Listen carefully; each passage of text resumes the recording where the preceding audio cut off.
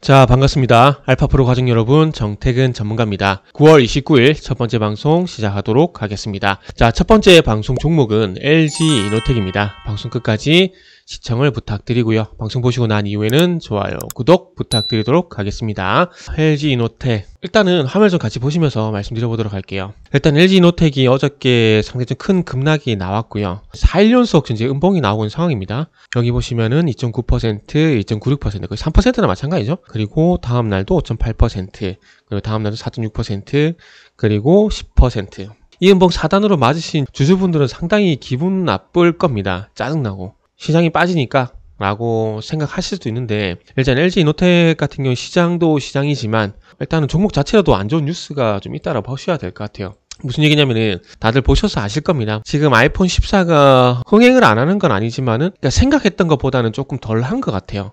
무슨 얘기냐면은 아이폰 14 같은 경우는 이제 1억대 이상 판매를 현재 생각을 했던 부분들이 있고요. 그죠? 그러다 보니까 이제 초도 물량이 그동안 7,500만 대였지만은 9,500만 대, 9,600만 대 정도 책정을 하면서, 그러니까 최대 9,600만 대 정도 초도 물량을 생각을 했었는데, 중국 쪽에서 예상외로 지금 판매가 부진하다고 좀 봐야 되겠죠? 부진하다고 봐야 되는데, 예상외로 지금 판매가 일단 조금 부진하다 보니까, 그러니까 아이폰 13 대비해서 14 초기 판매가 전작 대비해서 10%가량 현재 좋지 않은 상황입니다. 중국 같은 경우는 상당히 큰 시장이다 보니까 중국 시장에서 어떤 스타트가 이제 유럽이나 미국으로도 이어지고 할 건데, 전반적으로 이렇게 이어지게 될 건데, 어쨌든 뭐 소비 시장, 최대 소비 시장에서 부진하다 보니까 아무래도 조금은 움츠러드는 것 같아요. 어쨌든 최근에 뭐 그 아이폰 출시되기 이전부터 뭐 아이폰 관련주들 같은 경우 부각이 많이 됐었잖아요. 뭐 LG노텍 같은 경우는 출시 이전에도 그렇게 큰 주가 변동은 뭐 제가 볼 때는 없었습니다. 제가 볼 땐 별로 없었어요.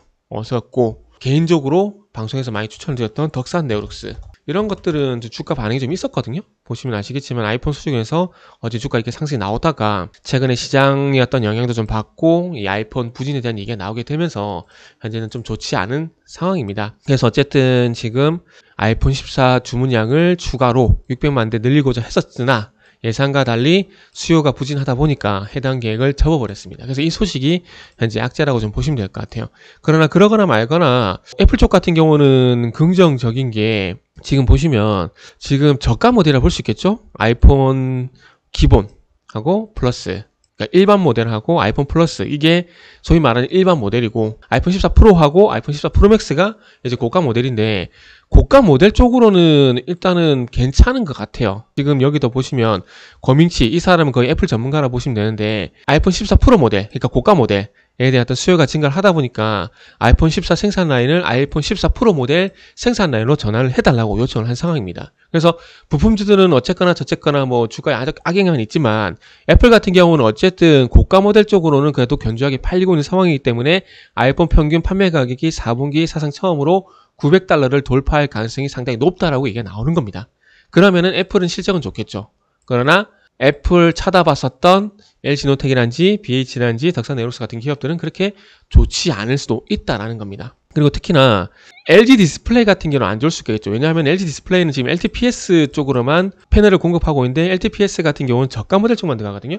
고가 모델 쪽으로는 LTPO가 들어가요. 근데 이건 삼성 디스플레이가 전량 공급을 하고 있는 상황이기 때문에 LG 디스플레이도 고가 모델만 잘 팔리는 건 그닥 좋은 이슈는 아니다 라고 좀 봐야 될 것 같고, 그리고 들어가는 카메라는 똑같지만은 그래도 전체적인 판매량을 봐야 되는 거기 때문에 똑같은 판매 가격에, 똑같은 판매에서 가격이 올라가는 게 아니라 전체적으로 판매가 올라가야, 판매 수치, 그러니까 양적으로, 그러니까 질적으로 올라가는 게 아니라 양적으로 올라가야 LG노텍 같은 기업들은 또 호재가 되는데, 그렇지 못하다는 거. 이게 이렇게 어찌 보면은 아쉬운 부분들이죠. 그리고 LG노텍 같은 경우는 보신 바와 같이 어쨌든 32만원대가 견주한 어떤 지지 라인이었어요. 지금 화면에 보신 바와 같이 보세요. 여기,